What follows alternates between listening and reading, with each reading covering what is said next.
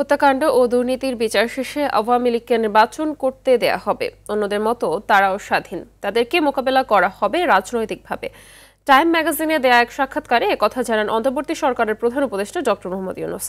এ সময় নির্বাচনের আগে সংস্কার ও জীবনমান উন্নয়নের উপর গুরুত্ব দেন তিনি। এছাড়া আলোচনায় এসেছে দেশের পাচার হওয়া অর্থ ফিরিয়ে আনা এবং ডোনাল্ড ট্রাম্পের সঙ্গে প্রধান উপদেষ্টার সম্পর্কের বিষয়টিও। বিস্তারিত বিনিয়ামিনের রিপোর্টে। ক্ষমতায় থাকাকালে আওয়ামী লীগ যেসব হত্যাকাণ্ড ঘটিয়েছে এবং ক্ষমতার অপব্যবহার করেছে সেগুলোর বিচার শেষে তাদের নির্বাচনে স্বাগত জানানো হবে বলে জানিয়েছেন প্রধান উপদেষ্টা ডক্টর ইউনূস।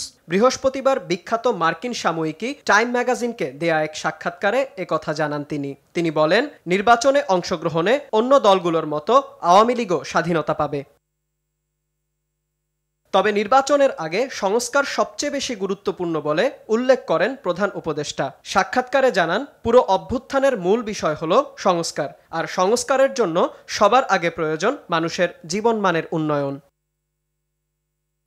সাক্ষাৎকারে আওয়ামী লীগ সরকারের সময় পাচার হওয়া অর্থ ফিরিয়ে আনার চেষ্টা চলছে বলে জানান ডক্টর ইউনূস। তিনি বলেন, ইউরোপিয়ান কমিশনের president Ursula von der Leyen এ ব্যাপারে বাংলাদেশকে সাহায্যের প্রতিশ্রুতি দিয়েছেন। এদিকে যুক্তরাষ্ট্রের নবনির্বাচিত প্রেসিডেন্ট ডোনাল্ড ট্রাম্পের সাথে নোবেলজয়ী অর্থনীতিবিদ ডক্টর ইউনূসের সম্পর্কের বিষয়টিও উঠে এসেছে টাইম ম্যাগাজিনের এ সাক্ষাৎকারে। কাজের ক্ষেত্রে ট্রাম্পের সঙ্গে সহাবস্থান তৈরি করবেন উল্লেখ করে তিনি জানান, ব্যবসায়ী হিসেবে ট্রাম্পের কাছে অনুদান নয়, বরং ব্যবসায়িক পার্টনার চায় বাংলাদেশ।